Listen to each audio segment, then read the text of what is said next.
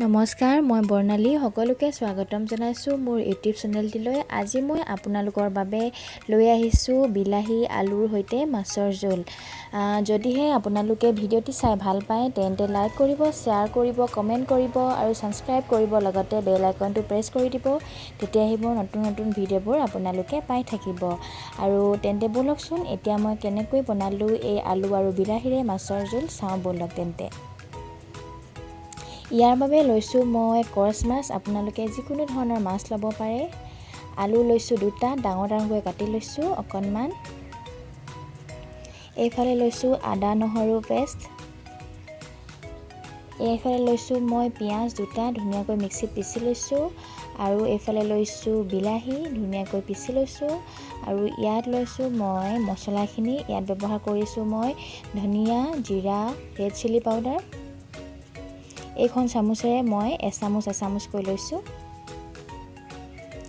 আৰু লৈছোঁ হালধি, নিমখ আৰু লাগিব মিঠাতেল। এতিয়া মাছখিনি ফ্ৰাই কৰিবলৈ মই তাত নিমখ আৰু হালধি দি ধুনীয়াকৈ আটাইখিনি মাছ সানি ল'ম। আৰু এটা কথা মন কৰিব যাতে নিমখ আৰু হালধিখিনি প্ৰতি পিচ মাছতেই ধুনীয়াকৈ সান খায়। এয়া হৈ গ'ল মোৰ। এতিয়া মই কেৰাহী এখনত তেল গৰম হ'বলৈ দিছোঁ আৰু তাত এপিচ এপিচকৈ মাছখিনি ধুনীয়াকৈ ফ্ৰাই কৰি ল'ম। এয়া ৰেডি হৈ গ'ল মোৰ ফ্ৰাই কৰি। এতিয়া মই একেখিনি তেলতে আলুখিনি ধুনীয়াকৈ ভাজি ল'ম।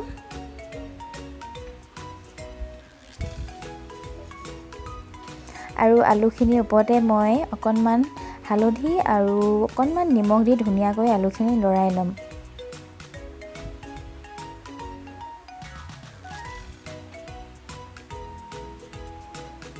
আলুখিনি বেছিকৈ ভাজিব নালাগে, অকণমান ৰঙচুৱা হোৱালৈকে ভাজিলেই হ'ব।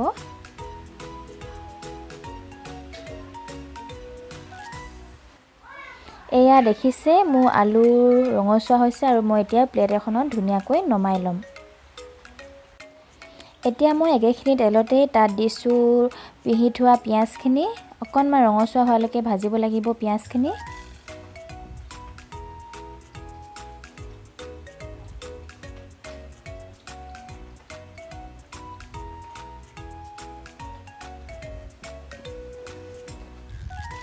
তাৰপাছত দিছোঁ মই আদা নহৰু পেষ্টখিনি। আদা নহৰু পেষ্ট আৰু পিঁয়াজৰ কেঁচা কেঁচা গোন্ধটো যোৱালৈকে অলপ সময় ভাজি ল'ম। এয়া হৈছে। তাৰপাছত মই দিছোঁ পিচি থোৱা বিলাহীখিনি।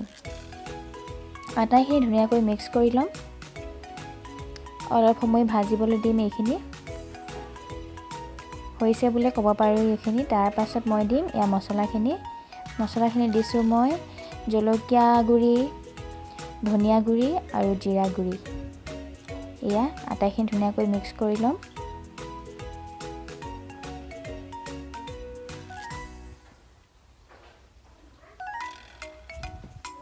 তাৰপাছত ইয়াত মই দিছোঁ অকণমান হালধি।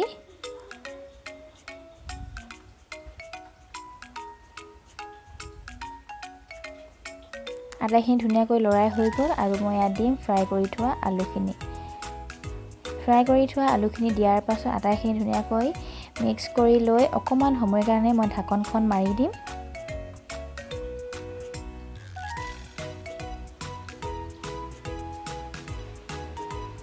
এয়া আটাইখিনি ধুনীয়াকৈ মিক্স কৰি ল'ব।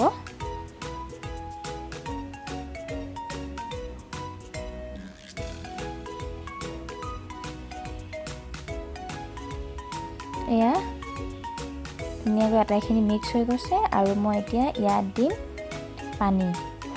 গৰম পানী দিব, ঠাণ্ডা পানী নিদিব। ঠাণ্ডা পানী দিলে যোনটো টেষ্ট আহিব লাগে সেইটো টেষ্ট নাহে। আমি সাধাৰণতে যিকোনো বস্তু বনালে মানে ঠাণ্ডা পানী দিব নালাগে, গৰম পানী ব্যৱহাৰ কৰিব লাগে। আৰু এয়া মই দিছোঁ এইটো বাতিৰে মই 2 বাতি পানী দিম। এবাতি দিছোঁ, এবাতি দি ধুনীয়াকৈ আটাইখিনি মিক্স কৰি ল'ম। ছাইডত লাগি থকাখিনি ধুনীয়াকৈ আটাইখিনি সাঙুৰ খুৱাই লৈছোঁ।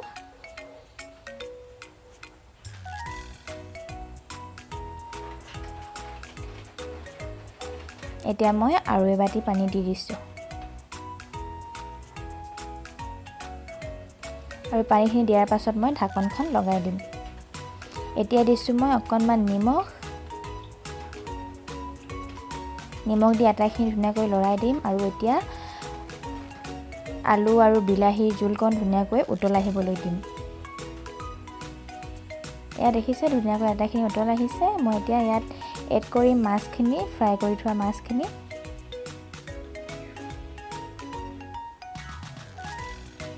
মাছখিনি ধুনীয়াকৈ এড কৰি তাৰ পাছত হেতাখনে অকণমান লৰাই ঢাকন এখনেৰে ঢাকি দিব।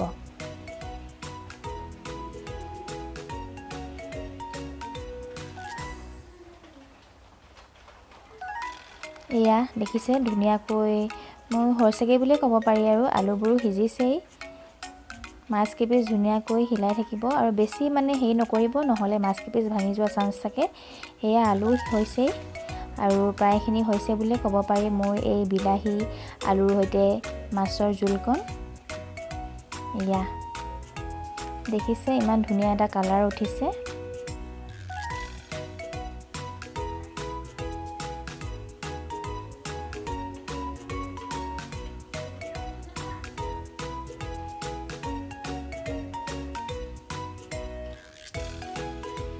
এয়া মোৰ হৈ গ'ল মাছৰ জোলকণ।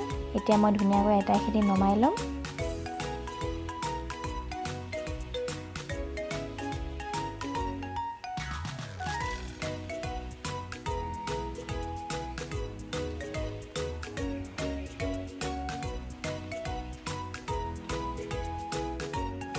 এয়া দেখিছে মোৰ মাছৰ আৰু বিলাহীৰ আলুৰে সৈতে আঞ্জাকণ ৰেডি হৈ গ'ল। আপোনালোকে ভিডিঅ'টি চাই কেনে পালে কমেণ্টত জনাবলৈ নাপাহৰিব। আৰু দেখিছে ইমান ধুনীয়া লাগিছে মোৰ মাছৰ আঞ্জাকণ। আপোনালোকেও বনাই খাব। সকলোৱেতো বনাইছেই চাগে, তথাপিতো মোৰ ষ্টাইলতো এবাৰলৈ হ'লেও বনাই খাব। আৰু আজিলৈ আহিলোঁ, আকৌ এটা নতুন ভিডিঅ'লৈ মই আহিম আপোনালোকৰ মাজলৈ। তেন্তে বাই বাই।